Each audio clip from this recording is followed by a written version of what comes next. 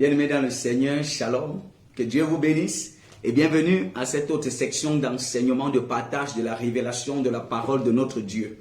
J'aborde avec vous ce matin un thème particulier, un thème qui véritablement concerne notre vécu quotidien en famille, en société et même à l'église. Un thème souvent, une thématique souvent négligée, mais qui d'une certaine façon finit par clouer beaucoup d'autres personnes. Le thème que j'aborde avec vous ce matin est intitulé « Malheur à celui qui est seul ». Je reprends « Malheur à celui qui est seul ». Dans le livre d'Ecclésiaste, la Bible va dire expressément comme ça, hein, malheur à celui qui est seul. Le roi Salomon, le sage Salomon dira en son temps, malheur à celui qui est seul. Ça veut dire, bibliquement, Dieu n'a jamais conçu l'être humain pour qu'il soit seul. Dans la pensée de Dieu, Dieu n'a jamais conçu l'être humain pour qu'il soit seul. Et lorsqu'on parle de la solitude ici, il ne s'agit pas simplement du célibat. Parce que quand on dit malheur à celui qui est seul, beaucoup de personnes pensent au mariage forcément. Le mariage est bien, se marier c'est bien. Mais quand on parle de ne pas être seul, il ne s'agit pas d'abord de ne pas être marié. Il s'agit de ne pas être solidaire. Il s'agit de solitaire. Il s'agit de ne pas être éloigné des gens. Il s'agit de ne pas marcher de façon isolée. C'est de ça qu'il est question. Parce qu'on peut même être marié, mais être seul. Oui, ah oui. Vous pouvez être marié, mais être seul, continuer à être seul. Il y a beaucoup de gens qui sont mariés, beaucoup de personnes qui sont même polygames, mais qui sont toujours seuls. Donc, la solitude ici dont nous parlons ne fait pas allusion au mariage ou au célibat. Mais c'est en rapport avec le fait de pouvoir être sociable avec les personnes. C'est de pouvoir être vraiment en relation avec les gens. Et dans la pensée de Dieu, Dieu a créé l'homme pour qu'il soit essentiellement sociable, essentiellement en relation avec les uns et les autres. Je tiens à vous dire, la plupart des choses que Dieu veut vous donner, la plupart des choses que Dieu fera pour vous, il passera toujours par l'entremise des uns et des autres. Ça veut dire, si vous n'êtes pas en bonne relation avec les gens, si vous n'avez pas de bonnes relations avec des personnes, il se peut que Dieu ne vous exauce pas. Pas parce qu'il ne veut pas vous exaucer, mais parce qu'il vous exauce, mais c'est resté dans la poche des gens. C'est resté dans la vie des gens. Comme vous n'avez pas de bonnes relations avec eux, vous n'arrivez pas à entrer en possession de ce qui vous revenait de droit. En général, dans la vie, vous priez Dieu dans votre chambre, mais Dieu, pour vous donner ce que vous avez demandé, passera par un X ou par un Y. C'est pourquoi il sera important pour vous de vous bâtir des relations avec des personnes et d'être en bon terme avec les gens. C'est pourquoi le thème dont nous voulons enseigner nous parle de malheur à celui qui est seul. Et pour cela, je vous invite à lire un texte. Luc 5. Verset 17 à 20. Luc 5, verset 17 à 20. Luc 5, verset 17 à 20. Ou on peut même aller jusqu'au verset 26. Je lis pour nous. Un jour, Jésus, enseignait des pharisiens et des docteurs de la loi, était là assis, venus de tous les villages de la Galilée, de la Judée, de Jérusalem. Et la puissance du Seigneur se manifestait par des guérisons. Et voici, des gens portaient sur un lit un homme qui était paralytique, cherchait à le faire entrer et à le placer sous ses regards. Comme il ne savait pas où l'introduire à cause de la foule, il montait sur le toit et il le descendit par une ouverture avec son lit au milieu de l'assemblée devant Jésus. Voyant leur foi, Jésus dit, « Homme, tes péchés te sont pardonnés. » Les scribes et les pharisiens se mirent à raisonner et à dire, « Qui est celui-ci qui profère le blasphème, qui peut pardonner les péchés si ce n'est Dieu seul ?» Jésus, connaissant leurs pensées, prit la parole et leur dit, « Quelle pensée avez-vous dans vos cœurs? Lequel est le plus aisé de dire, tes péchés te sont pardonnés, ou de dire, lève-toi et marche? Or, afin que vous sachiez que le Fils de l'homme a sur la terre le pouvoir de pardonner les péchés, je te l'ordonne, dit-il au paralytique, lève-toi, prends ton lit et va dans ta maison. Et à l'instant, il se leva et en leur présence prit le lit sur lequel était couché et s'en alla dans sa maison glorifiant Dieu. S'en alla dans sa maison glorifiant Dieu. Alléluia. Voyez-vous, l'histoire nous raconte que Jésus était dans une localité et il enseignait la parole. Il était dans son service. Il était dans son culte et il était en train d'enseigner. Il y avait une grande foule constituée de beaucoup de personnes de différentes classes sociales qui étaient rassemblées. Il n'y avait plus moyen d'accéder à sa personne parce que la foule l'entourait. Et le texte nous dit qu'il y avait un homme qui était chez lui paralysé. Vous avez déjà vu quelqu'un qui est paralysé, ça veut dire ne bouge plus. Paralysé entièrement. Le corps, les pieds, tous les membres sont paralysés. Il était couché sur un lit. Voyez-vous, quand vous êtes seulement malade à l'hôpital et que vous avez, vous n'arrivez pas à vous tourner. Lorsqu'il faut vous tourner, le médecin va toujours dire qui est le garde malade de celui-ci. Venez le tourner. Qui est le garde malade de celle-ci? Tournez-la. Et c'est comme ça que pour aller aux toilettes, il faut quelqu'un pour vous amener aux toilettes. Pour aller n'importe où, il faut quelqu'un pour vous y amener. Pour vous nettoyer, il faut quelqu'un pour vous nettoyer. Quand vous faites les selles, il faut quelqu'un qui vous assiste. Ça veut dire la paralysie vous amène dans une dimension où vous ne pouvez plus rien faire du tout de vous-même. C'est une situation très compliquée et très délicate lorsqu'on parle de la paralysie. Donc lorsque vous êtes paralysé, vous avez besoin d'assistance de façon permanente. Et les hommes sont ce qu'ils sont, c'est que parfois on commence à vous assister, mais à un moment on commence à perdre la confiance ou on commence à perdre la force et on commence à se relâcher. Un sentiment de relâchement commence à arriver. Donc je peux imaginer ce que ce paralytique pouvait vivre, pouvait subir. Et c'est pourquoi à la limite, vous verrez ces paralysés, vous verrez des personnes paralysées qui sont devenues dépendantes des autres. À un moment, ils commencent à se mettre en colère.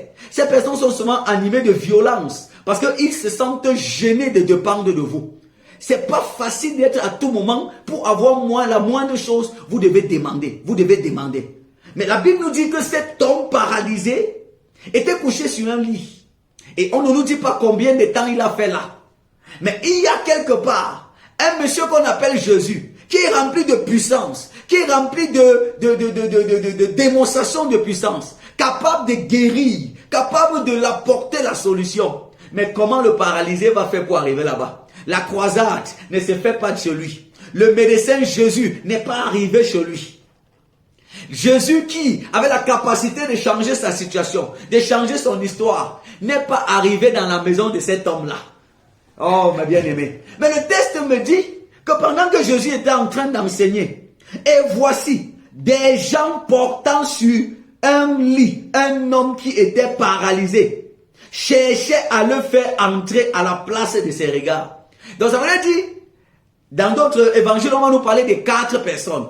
Et j'imagine que c'est 4 de ses amis. Je suppose qu'on fait allusion à 4 de ses amis, 4 de ses proches, qui sont venus, ont eu l'information, parce que le paralysé ne pouvait même pas avoir l'information. Donc, non seulement ses amis ont eu l'information, qu'il y a une grande croisade, où il y a un homme qui s'appelle Jésus, qui guérit les gens, et qui peut gérer sa situation. Ils se sont dit, notre frère là-bas ne peut pas venir ici. Ils sont même peut-être allés et ils ont vu les démonstrations que Jésus opérait. Et ils ont dit, si notre frère était ici, nous croyons que cet homme peut faire quelque chose pour lui. Et ils sont allés chez lui. Ils l'ont porté. Vous imaginez que porter déjà quelqu'un, le tourner seulement sur le lit n'est pas facile. Mais ces 4 personnes sont allées. Ils l'ont porté chacun un côté du lit. Ils ont porté le lit. Je ne sais pas par quelle manière, par quel mécanisme ils ont fait pour arriver jusqu'à là où il y avait Jésus. Ils se sont essoufflés en route. Ça n'a pas été facile. Mais ils se sont dit, si notre ami peut arriver là-bas, alors ça sera bien. Et vous savez que les paralysés, les personnes malades, parfois sont souvent agressifs, comme je le disais tantôt, à cause de leurs conditions. J'imagine que pendant qu'on le portait, on disait, viens, on va partir. Il disait, laissez-moi. laissez-moi, ma vie a fini, laissez-moi. Ils se sont dit, c'est notre ami. Nous n'allons pas le laisser dans cette condition. Ils ont insisté, le convaincre et parfois même le porter de force pour dire, on va seulement arriver là-bas. Parce que c'était ces gens qui se souciaient de lui. Et lorsqu'ils ont porté le monsieur, le texte dit que quand ils arrivent au lieu où Jésus était, ils voulaient le faire entrer et le placer sous ses regards. Mais comme ils ne savaient pas où l'introduire à cause de la foule, ça veut dire qu'il y avait tellement de personnes que quand ils sont arrivés, il n'y avait pas moyen de passer. Et vous imaginez, nous sommes dans une société tellement individuelle, égoïste, que même quand vous êtes malade, chacun seulement se concentre sur ses intérêts. Les gens ne vous gèrent pas. Les gens pouvaient dire, ah, qui t'a venu là-bas, nous sommes concentrés ici. Il ne peut pas passer par ici. Mais les 4 personnes ont continué à dire, nous ne te lâcherons pas. J'imagine un peu qu'en ce moment, le paralytique a commencé à se fâcher. Je vous ai bien dit de me laisser là-bas, non? Voici qu'il n'y a même plus moyen de passer. Voici qu'on ne peut plus passer. Laissez-moi ici, rentrez à la maison avec moi. Les 4 amis de ce paralytique ne se sont pas découragés. Ils ont continué à réfléchir. Comment nous allons faire pour que notre ami soit exposé devant le médecin? Pour que la situation de notre ami soit connue par celui-là qui peut faire quelque chose pour lui. Et c'est comme ça qu'ils ont réfléchi. Et ils sont montés sur le toit. Vous imaginez ce que ça peut impliquer de monter sur le toit avec un paralysé et son lit. Ils ont enlevé quelques toitures à partir du toit et ils ont fait passer le lit. J'imagine que c'est sur une corde. Ils ont fait descendre le lit sur la corde, au travers de la corde, jusqu'à ce que le lit du paralysé a atterri devant Jésus immédiatement. Et ce qui est plus intéressant, écoutez, la Bible dit, verset 20, voyant leur foi, voyant la foi de qui? Des 4 amis, pas du paralytique. Parce que le paralytique ici, là, semble-t-il n'avait même pas une quelconque foi. Semble-t-il ne pouvait même pas d'une certaine façon, ne croyait même pas à ça. Voyant leur foi, la foi des 4, voyant leur foi, Jésus dit, homme. Donc il voit la foi de ses amis, mais il dit plutôt à lui, homme, à cause de la foi de tes amis, tes péchés te sont pardonnés. Tes péchés te sont pardonnés. Après, il va dire, lève-toi, prends ton lit et marche. À cause de qui? De la foi de ses amis. Qu'est-ce que je veux que nous comprenions dans ce passage? Imaginez un tant soit peu que le paralytique n'avait personne dans sa vie. Tu vois souvent les gens qui disent, je n'ai moi personne, je n'ai que Dieu, je n'ai que Dieu. Non, c'est un abus de langage. Vous ne pouvez pas dire que vous n'avez personne et que vous n'avez que Dieu. C'est un abus de langage. Non, Dieu que vous prétendez avoir pour vous seul, se servira des gens autour de vous pour vous bénir et vous assister. Imaginez que le paralytique disait, je n'ai personne, je n'ai personne, je n'ai que Dieu, je n'ai que Dieu. Qui devait le porter de sa maison pour l'amener devant Jésus? Voilà quelqu'un qui est venu là-bas paralysé, mais qui se retrouve guéri au point de porter lui-même son lit et de marcher, de rentrer, sans plus avoir besoin de l'aide de ses amis. C'est en ça que servent les amis. Pouvoir aider des personnes à quitter d'une dépendance et à pouvoir s'auto-prendre en charge. Pouvoir utiliser sa force, ses compétences, ses capacités, sa lumière pour faire briller l'autre et pour améliorer sa vie aujourd'hui. Nous sommes dans un monde beaucoup plus rempli d'hypocrisie, où les gens d'une certaine façon sont plus en compétition et en concurrence avec leurs amis que de pouvoir se mettre ensemble pour pouvoir leur faire bénéficier de leurs compétences et de leurs capacités.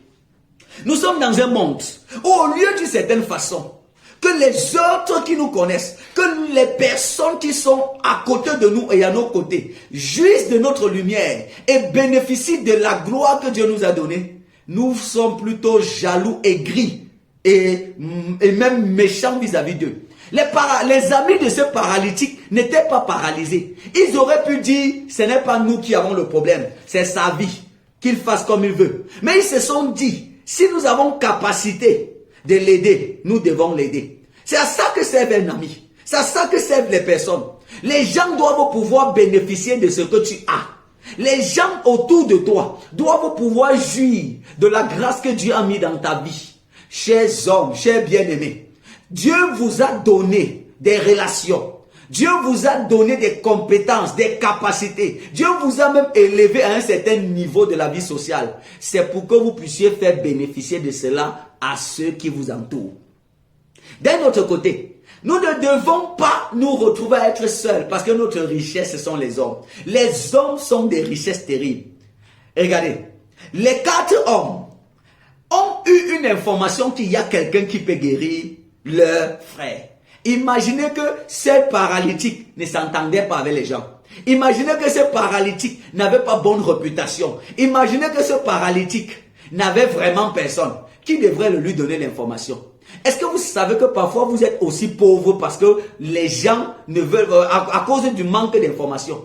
Les gens ont une information qui peut vous guérir, qui peut vous ouvrir les portes. Mais ils ne peuvent pas vous dire parce que vous vous en foutez des gens. Est-ce que vous savez que vous pouvez être toujours malade alors que quelqu'un à côté de vous a un médicament ou une idée ou une information qui peut résoudre votre problème? Est-ce que vous savez que vous pouvez être dans des situations compliquées alors que quelqu'un à côté de vous avec un seul coup de fil peut gérer votre situation?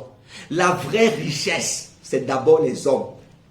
Les hommes que Dieu met à côté de vous constituent pour vous une grande richesse. Mais bien aimés dans le Seigneur, non seulement ses amis ont eu l'information, mais ils ne se sont pas contentés de lui donner l'information. Ils sont allés le chercher. Ils ont dit, nous allons t'amener à la lumière. Que tu le veuilles ou pas, nous allons t'amener à la lumière. Ils l'ont porté sur eux. C'est ça l'amitié. C'est ça des relations. Un esprit de sacrifice qui nous permet de nous sacrifier pour que les nôtres viennent à la lumière. Un vrai ami ne se contente pas d'aller à la lumière ou au sommet seul. Il se bat pour amener les autres au sommet. Un vrai membre d'une famille ne se bat pas, une personne bien se bat pour amener les autres de sa famille au sommet. Écoutez, quand vous avez tendance à vouloir réussir seul, c'est une mauvaise idée. C'est une mauvaise idée. Ils ont forcé, ils ont porté, ils se sont sacrifiés pour amener leurs frères jusqu'à Jésus. Ils sont arrivés, ils ont trouvé des obstacles. Ils se sont dit, nous n'allons pas nous arrêter. Ils se sont battus. Et ils ont amené Jésus, le paralytique devant Jésus. Et Jésus dit, voyant leur foi. Ça veut dire que si le paralytique sort de là étant guéri, ce n'est pas à cause de sa foi, mais c'est à cause de la foi de qui? De ses 4 amis. Est-ce qu'il y a les gens dans ta vie qui peuvent se battre pour toi comme ça, comme les 4 amis du paralysé se sont battus pour lui? Est-ce qu'il y a des gens qui peuvent se sacrifier corps, âme et esprit, financièrement, émotionnellement, physiquement, pour ton bien-être? Est-ce qu'il y a les gens à côté de toi, dans ta vie, que même quand tu seras couché à la maison, auront la bonne information, vont t'informer quand même? Il y a des gens avec qui vous marchez, s'ils ont une information qu'on vend même le riz moins cher là-bas, ils vont aller seuls. Ils vont payer tout le riz là cher. C'est quand ils vont finir d'acheter cher qu'ils vont maintenant vous dire, en augmentant le prix sur ça, que vraiment eux ils vendent le riz. Ils vendent le riz. Ils ont acheté moins cher, ils vont augmenter le prix pour vous vendre maintenant.